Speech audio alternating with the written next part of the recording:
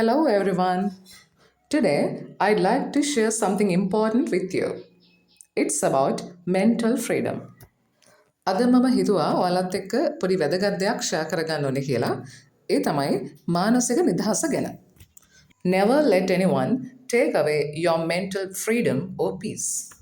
කිසිම කෙනෙක්ට ඉඩ දෙන්න එපා ඔයාගේ මනසේ තියෙන සාමය නැති කරන්න.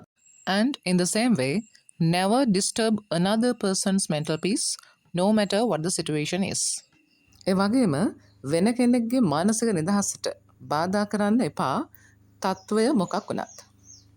Everyone in this world is fighting their own battles and trying to live happily. මේ ලෝකයේ ඉන්න හැම කෙනෙක්ටම එගුලන්ට ආවේනික ප්‍රශ්න තියෙනවා ඒ වගේම එගලන් සතුටින් ජීවත් වෙන්න try කරනවා. So, don't be the reason for someone's sorrow and don't let anyone else be the reason for yours. ඒ නිසා කවදාවත් කිසිම කෙනෙක්ගේ දුකට හේතුව ඔයා වෙන්නත් එපා. ඒ වගේම ඔයාගේ දුකට හේතුව වෙන කෙනෙක් වෙන්න දෙන්නත් එපා.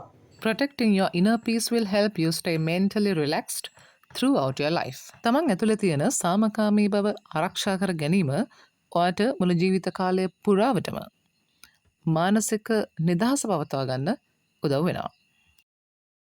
Thank you.